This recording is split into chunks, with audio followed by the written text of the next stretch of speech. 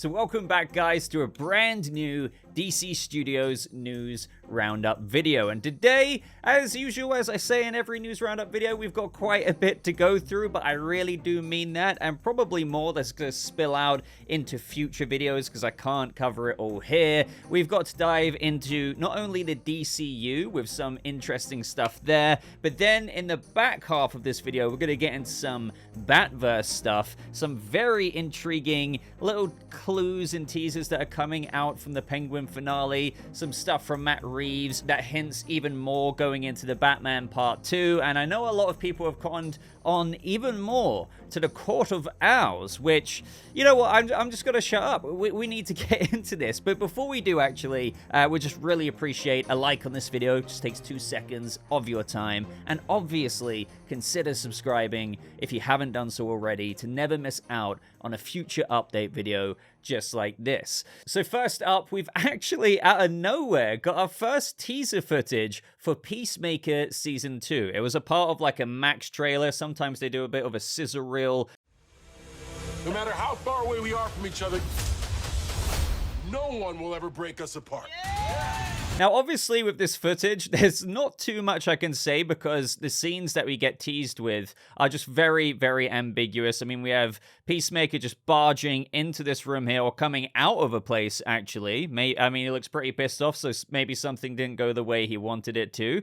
And we have Vigilante holding both of his guns to two different characters here, I'm guessing. But we also have Peacemaker saying, no matter how far we are from each other, nothing will ever break us apart. And it's just nice to know that in, you know, Season 2, we'll likely be getting the 11th Street kids becoming closer and closer together. I feel like that's what the end of this teaser displayed to us in how this group is, despite, you know, Harcourt and whatnot not being able to stand Peacemaker and everything like that. By the end of Season 1, everyone grew a lot closer together. But we also have another person appear in this trailer, none other than Rick Flag Sr. Like, this is our first DCU canonical look at Rick Flag Sr.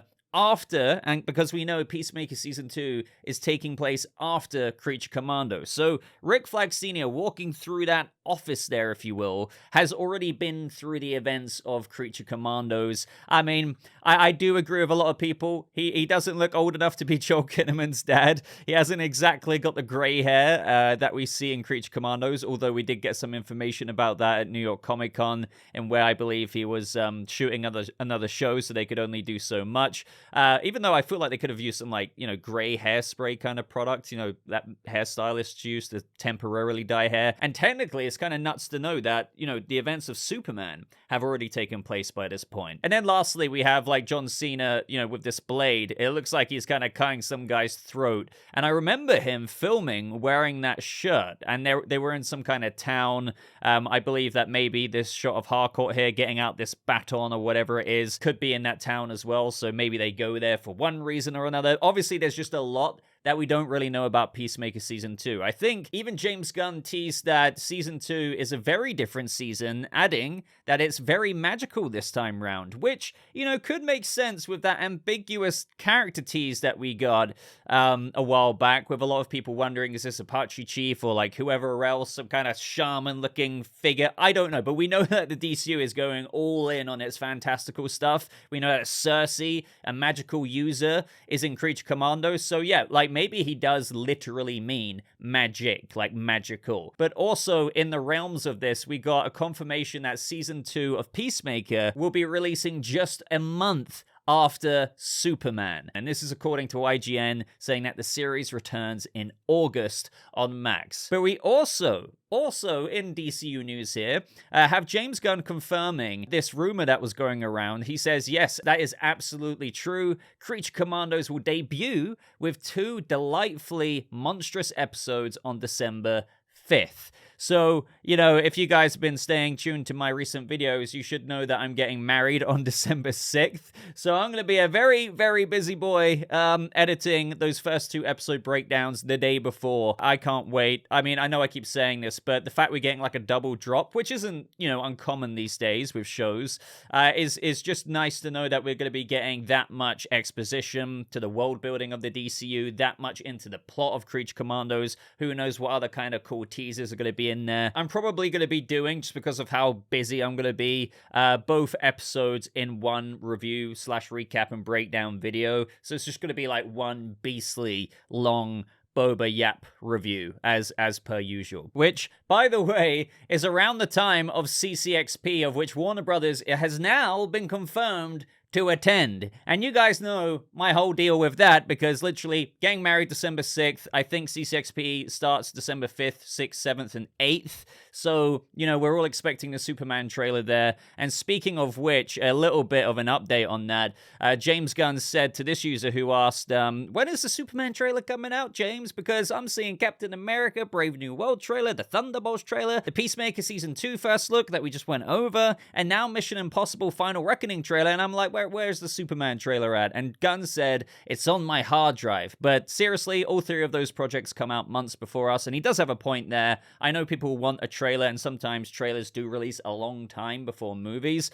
But yeah, he's saying it's like literally on his hard drive. And with what Gunn has already teased to us with how far along the movie is in the editing process, to the point of where he's seen like a cut of it so many times now. The trailer looks to be pretty much, I would assume, to be kind of done if it's on his hard drive. Maybe they might tinker with it here and there, but it really is. At this point, I don't think there's any denying it in terms of the safe assumption that now we know that Warner Brothers is definitely attending CCXP. The Superman trailer will be dropping there. And again, I probably won't be able to cover it. I'm going to try my best because I have a day in between going away on my little mini moon. And I know people keep saying, Boba, be with your family, enjoy. Don't worry, I'm not going to drop a trailer breakdown and start recording myself at the wedding. Don't worry about that. But if I can find like 30 minutes to film a reaction video on the Saturday, if I'm lucky, if like honestly a lot has to line up for me to even be able to make a little reaction video, I will do it. But for those of you who will be wondering a month from now, where the hell's my Superman trailer breakdown? You know why. I'm going to be probably covering it a little bit late. But it's good to know, just out of this, you know, recent information. I know we've been talking about the Superman trailer quite a bit in each video, but there's just been little tidbit updates here and there. It really does feel like we're going to get that little first teaser. Get ready for CCXP in December, because it looks like all the stars are aligning. And we have Big Screen Leaks as well, who's a scooper, quite a reliable scooper as well, saying you'll get it before 2025. So even more subtle, not confirmation, but just more fuel to the fire, if you will. And he did add another tidbit to this user asking, have you heard anything new about Superman? And he said, you know, I've only heard incredible things. And yes, I know I've said that before, but this is different. The way people are talking about it is in a hopeful, light at the end of the tunnel kind of way. It's the real deal by all means. And I really hope that's the case, because Warner Brothers / DC, well, need a win in the DC department. I think all of us here, I mean, at least most of us, want nothing more than this to be everything we want it to be. So the fact that, I mean, assuming this is true, behind the scenes, if people are hearing about it and they're saying, like, this is genuinely some good level shit, you know, that would be all I could ask for. But it doesn't end there. We've technically got more Superman teasers that we haven't had yet, and that is a poster. I mean, technically, the Crypto and Superman one on that asteroid or whatever could be seen as one, but this user says, hi, James, can we know any updates about the Superman poster? How's the progress going with it? And he says it's moving quickly. So if we're lucky, I mean, I'm hoping that we could get this poster before CCXP as a bit of a lead-in to be like, hey, guys, CCXP, have all eyes on it because something else might be dropping, basically the trailer, but they can do that or like announce that and tease that with a poster beforehand. But they could also just drop the poster officially at the same time they drop the teaser trailer at CCXP. And in other Superman related news, we've had Nicholas Hoult in a couple of interviews talking about Superman, and he went on Happy, Sad, Confused with Josh Horowitz, I believe. And Josh asked, was there a comic that Nicholas Hoult kept coming back to because there's so many to choose from? Which one did he find particularly most helpful? And then Nicholas Hoult then responded saying, there's so many, and James has already spoken about quite a few that influence, obviously, the overall film and All-Star Superman, and there's little things that you draw from each, Birthright and all of those comics. But the one that I found myself picking up again a lot was Luthor Man of Steel. Yeah, there was a lot in that I kind of just resonated with. So, full transparency here, I have not read this, but I am now definitely going to read this. I mean, here's a little page that people have been posting around, and it's like, oh man, I love the artwork of this, the kind of vibe of Lex Luthor, and the fact that Holt really emphasized how he drew a lot from this one, and he resonated a lot with this one. I would take that to mean that the vibe of Luthor in this, his kind of temperament, his demeanor, his outlook on Superman, the world, the way he operates, from what I've already kind of researched about the comic, is probably what,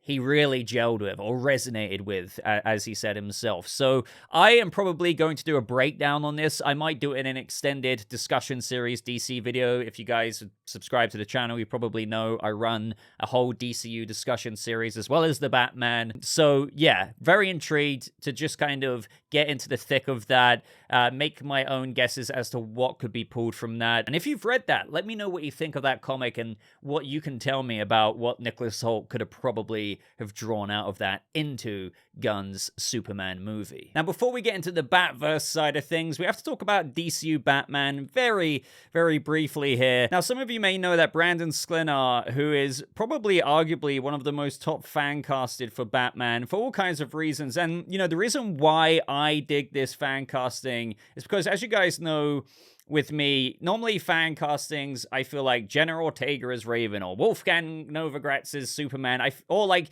Jensen Ackles as Batman. I feel like are the kind of castings where I get people's fangoggle desires with that. And what I mean by fangoggles is just like, you put them on, you're like, oh my god, I want this person, but is it really gonna happen? With Brandon Sklenar, he's such a good candidate, even beyond these fan castings, and where I feel like he is an organic one who I can actually see being, or should I say auditioning, and maybe being a front runner for the role. And I'm not saying that with any bias there. I just feel like his age, his, up-and-coming kind of, filmography so far, he is cementing himself to be a natural candidate for those auditions, and he is interacting every now and again with the amount of people who are commenting on his posts. So we have this user saying, this will soon be about you becoming the next Batman, with him posting something on his Instagram there, announcing some kind of project, and he says, my favorite hero always and forever. And then Blake Lively even got involved. Frickin' Blake Lively saying, so happy for you, my friend there. Lucky to have you. Also, I'm seeing this Batman chatter. I volunteer yourself as tribute. And she even tags James Gunn, and he would have seen this, by the way, absolutely, saying James Gunn knows how to give the people what they need, and this they need. And he responds with a love heart, a bat emoji, and a little kind of blushy emoji there. So just a little kind of update. It's not really anything remotely concrete, but, bookmark this in your head. This video, not that I'm claiming this first, he's been a fan casting for a while, but like for the day where maybe just maybe one day Brandon Sklenar could be announced on the Hollywood Reporter or Deadline to be one of the front runners for Batman. Just like how even beyond Nicholas Hoult and David Corenswet, you had Tom Brittney and other actors who put on that Superman suit in the auditions. So I'm hoping that my boy here can get a chance, because I do feel like he is a great fit. Now, as for the Batverse, quite a few things to dive into here, and also the Court of Owls. I know some of you wanted my thoughts about that, because somehow I missed this in my freaking review. God, more on that in a second, but either way, Matt Reeves was actually asked by Entertainment Weekly about, hey, could Batman have actually appeared in The Penguin?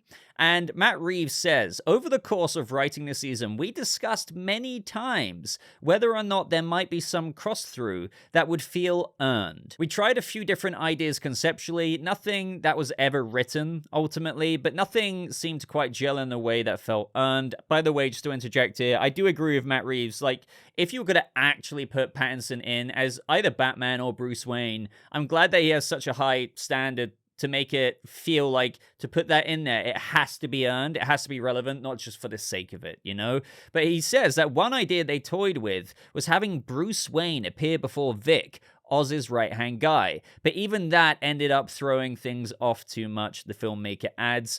We wanted our characters to be the predominant people that you're following in the show. Lauren LaFranc explains anything that started to detract from that wasn't servicing the type of show he wanted to do. So that's kind of crazy. They said that Bruce Wayne could have appeared before Vic. Now, that wasn't an actual quote. That was kind of like from the article writer themselves. It must have still been said in the interview, but they didn't record the exact words that they said or that Matt Reeves said. Only what he said after that with saying, but even that ended up throwing things off too much. So the reason why I wanted to state that is because they say Bruce Wayne, but it could have also been Batman. We don't really know. I know they say Bruce Wayne, so maybe it could have been Bruce Wayne, but I don't really... It's hard for me to imagine a situation where Bruce Wayne could have appeared in front of or before Vic, as the article writer puts it. Batman is more understandable because I think, out there when Vic was dropping off Bliss and gathering cash to bring back to the underground, maybe he could have appeared before him, dropped the bag, ran away. There's a moment in where he killed Squid,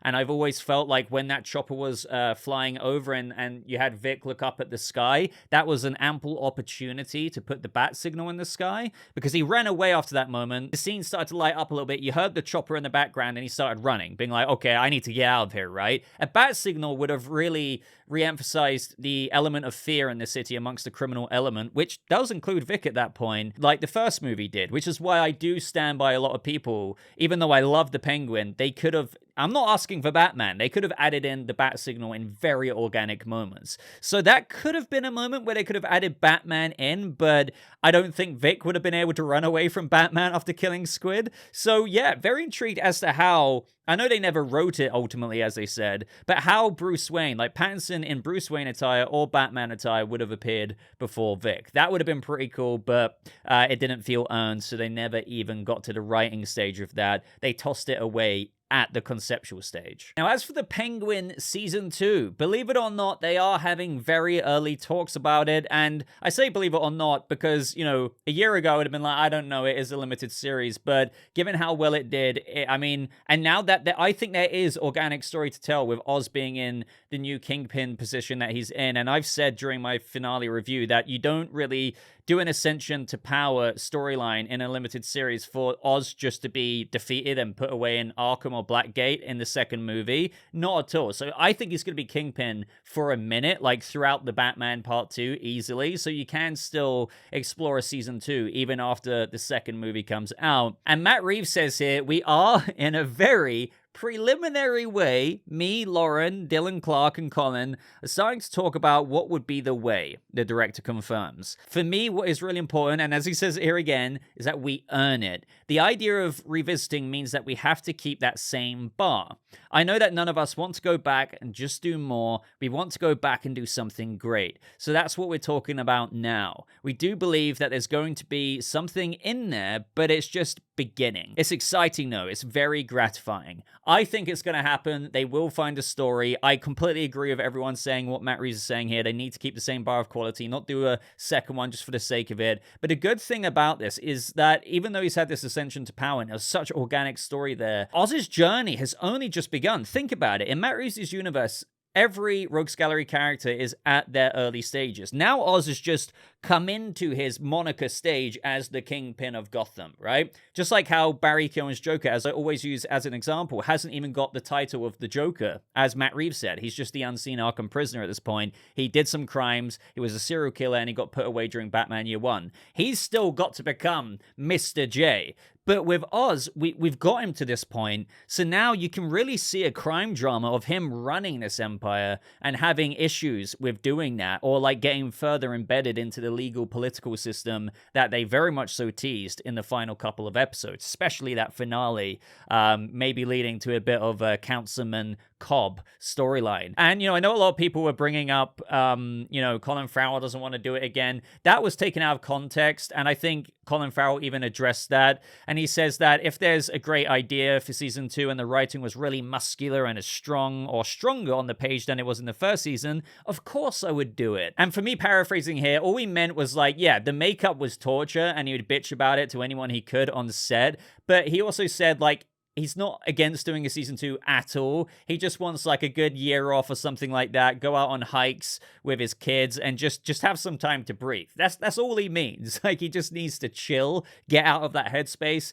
have a year of not putting the makeup on. And God, especially after like the awards he's probably going to win for this, how well the Penguin did, like in a good like almost year from now, he'll probably be like, yeah, I'm ready to do this a second time. I mean, also, he's got like a few scenes to film for the Batman Part 2 as well, of which we're going to get into now. So when being asked by The Hollywood Reporter, is there anything you would like to eventually experience with this character? He says, not really. I mean, I certainly don't expect anything. I signed up for 3 Batman films. As I've always said, it's a freaking trilogy, but I didn't know if I'd be in the second film. Matt Reeves is a brilliant writer and extraordinary filmmaker, and what I'm most excited / nervous about in the second film is not what Oz does or what predicaments he finds himself in or what moments of success he gets to experience, but what his voice is. How is his personality? It was forming and changing in the limited series, and by the end of the 8 episodes, it's concretized into something else. There is a degree of almost delusion, psychopathy present in the last scene. So how is that taken up in the second film? I was told I have 5 or 6 scenes. I don't have any hopes or any expectations. I'm really an open book, and that's the way I get excited by shit or not. I think sometimes actors, if they have a career and that has a certain length of time, they sometimes get to make too many decisions, which isn't to say I won't push back or argue or fight in Oz's corner. I do believe I know him better than anyone now. So yeah, it's kind of as I expected. 5 or 6 scenes in the sequel. I said I don't expect Oz to be knocked down a peg in terms of him not being the Kingpin anymore in the second movie. And I think Oz will kind of just be, you know, what we saw in the first film, a few scenes. Maybe it will feel like just a little bit more, given that it's 5 or 6 scenes, but not like 30 minutes of screen time or anything like that. I think he's going to be that new Kingpin figure. His presence is going to be felt. Batman's going to certainly acknowledge it. It will probably and perhaps even tie into certain things Batman's doing in the movie. Maybe Batman has to go to Oz because he might know something. Like, that's the most organic way to do it, in my opinion. Just like how Batman went to Oz in the first movie, to the Iceberg Lounge, to get information from those photos about the mayor, knowing that Oz would know about that because Oz was in the photos. Well, now think about it. He goes to Oz in the second movie for whatever reason, God knows what. But now there's a whole new dynamic. Like, can Batman really get away with shoving him up against the glass and cracking the glass and intimidating him that way? Or is it going to be a bit more untouchable? That's what I mean about establishing that new status quo of power. That's a very natural way of doing it, but obviously I think Oz will have a bit more to do in the second movie, but not like too much. His story is long from over in the grand scheme of the Batman epic crime saga universe. And now lastly, with regards to an update on the Court of Owls conjecture / speculation here. This all came about, just to remind you, when Matt Reeves in the SFX magazine teased what's going on with the Batman Part 2. So I'm just going to remind you because it's kind of important with regards to what we're going to get into next and what Matt Reeves has now said, and also what the Penguin finale teased, and you can decide if people are looking into that too much or not. But he said a little while ago now that we've shared the script as we've been going along with DC, and they're super excited. It's going to dig into the epic story about deeper corruption, and it goes into places Bruce Wayne / Batman couldn't even anticipate in the first one. The seeds of where this goes are all in the first movie, and it expands in a way that will show you aspects of the character you never got to see. Batman is constantly battling these forces, but those forces can't be entirely exercised, so the next movie delves deeper into that. Now, after the Penguin finale, Matt Reeves said this about the Batman Part 2. All of these things that we're doing is a meditation on this place, a place that is filled with such desperation, but yet draws people to it. And you see people kind of fighting and struggling to be here, and it never seems to get any better despite all efforts. And thank God it doesn't, or there wouldn't be a need for Batman, and then we would be in trouble because we love Batman. But in that way, I think the idea that we're going to delve into that story, it's sort of teased in the last episodes of this, kind of how the system works and how these things work. And I think the idea of being able to dig deeper into the true reason for the perpetual darkness of this place is one of the exciting things that I'm excited about for the movie. Now, those are some insanely interesting choices of words there, because he doesn't say it directly, but he teases what the show got into, especially in the final couple of episodes. And what is that? I would be willing to bet money that it's about the corrupt city officials, namely Councilman Haiti, with how Oz initially kind of threatened him to turn on power to Crown Point because the rich, the city officials were harvesting all of it for the richer neighborhoods, but he managed to get it back to Crown Point. But then also in the finale, we know that Councilman Haiti could actually see himself, so long as Oz made himself clean as a whistle, like you've got to be clean, he could actually introduce him to some of his city official friends. As Oz said, it would be nice to feel welcome in a place like this. Maybe even one day we could bump into Bella Real. This is all to do with the corruption of Gotham, and the Batman Part 2, as we first heard about in the SFX magazine, as Matt Reeves teased, as I read out a second ago, is evidently getting into that, which is where the Court of Owls speculation first began, because all of this is tying together. Like, what is, like, the second movie, like, what is the idea of being able to dig deeper into the true reason for perpetual darkness in Gotham? What is the true reason behind all of that? Add that in conjunction with what Matt Reeves said about how the last couple of episodes got into it, Councilman Haiti, Oz being embedded into that system, and also just, further displaying what it's really about, the true reason of perpetual darkness being the corrupt city officials. And sure, we knew that about the first movie. What's new here, Boba? Well, we're talking like, what is the reason under the reason? Like, what is behind the people who rule this city? Sure, the Riddler exposed the surface level of it, the DA, the commissioner, and this, that, and the other. But what if there is more of a shadowy group behind them that is causing this perpetual darkness of this place? The true reason of that perpetual darkness, as Matt Reeves says. Well, that would be a deeper corruption, as Matt Reeves also said. And yes, sure, we don't have any confirmation, but a layer beneath the layer has and always will be the Court of Owls. Now, I can't guarantee this, but I do admit I don't know what else could be the true reason for the perpetual darkness. And, knowing, like, I am so gung-ho on the fact that it's to do with what Matt Reeves was referencing there with the finale and the penultimate episode to do with Councilman Haiti, and what if there's some organization there behind Councilman Haiti, or he knows something, and there's, really a puppet master or a set of puppet masters who actually own City Hall, and Bella Real doesn't know anything about it, but Bruce Wayne really dives into the reason for this perpetual darkness even more in the second film and figures out that, there could be some kind of Illuminati, if you will, to that of Gotham City. And then, what a lot of people were pointing out, and this is something, like, fully transparent here, I completely blew over my head. And I have to admit, when I first saw it, I was like, okay, I completely get it, and I don't want to disregard it, because I know I'll get some people saying, Boba, nothing on a film set is never unintentional. It's always intentional. And I'm like, sure, but, I don't know. But then I was like, you know what? But, like, especially with everything that we know and kind of adding together with these puzzle pieces, maybe this just was deliberate. And that was when Oz walked into that courtroom in City Hall. Look at the curtains and the way they're styled. A lot of people weren't seeing this. Again, I didn't. And they were like, well, what's with the pattern? That doesn't say the Court of Owls. No, don't look at the pattern. Look at the way the curtains are hanging.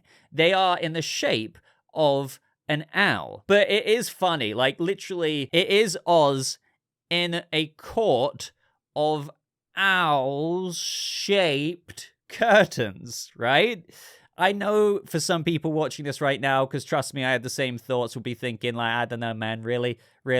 But it could be a very intentional, but yet the most subliminal tease that Matt Reeves thought he could get away with. It's literally nothing we can confirm, to the point where people will be like, oh, this is hilarious that you're looking into this.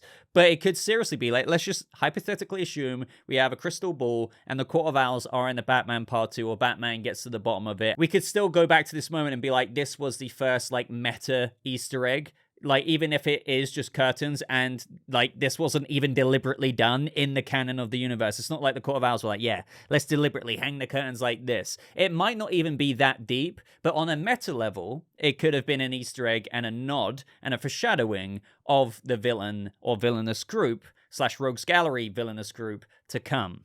Do you know what I mean? And yeah, I do have to admit, like, the more I look at it, like, it is almost too deliberately owl-shaped for it to be that like that much of a coincidence. Like, honestly, I really want to be as objective as I can be and not have the confirmation bias or look for connections that aren't really there, but just what I want to see. But yeah, the more I ponder about this and the more we heard from Matt Reeves about how, Batman is looking into the story of epic corruption, the deeper corruption, and it goes into places Bruce couldn't even anticipate in the first one. The seeds are all in the first movie. And once upon a time, I also disregarded what Gil Coulson said before he died, and I attributed everything he said to, the fact that Falcone owned everyone. So that's what he meant when he said it's so much bigger than you could ever imagine. But if you want to tie in the theories of Falcone was maybe aware of it, and those were some of the secrets that he was taken to his grave, the court, when Gil Coulson, right before his head blew off, he said to Batman, it's so much bigger than you could ever imagine.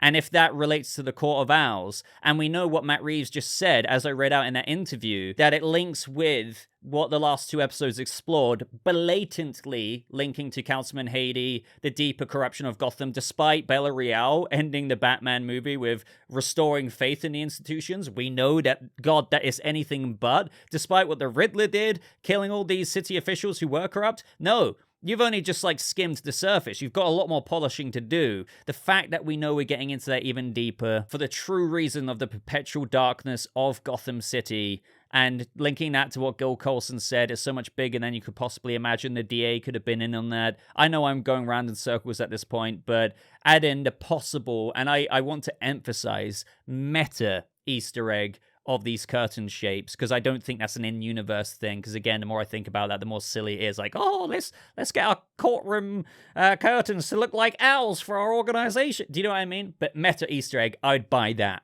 1,000%. Let me know what you think, but I don't want to get into this too much more deeper, because I want to do a very in-depth Batman discussion series and breakdown video post the Penguin finale, seeing how that gets into the Batman Part 2, coupling in all of this with your questions and suggestions and theories down in the comments below. So if you've got to this point, do not forget to ask them. But that is everything for now that I want to get into in this, as usual, very rambly news roundup video. So let me know your thoughts on every story, guys. I hope you enjoyed the video. If you did, consider leaving a like. I'd really appreciate that. And of course, consider subscribing. But until next time, I'm going to love you and leave you. So again, thank you for watching. I hope you all have a lovely rest of your day. And I'll see you people of the Batverse and the DCU in the next video.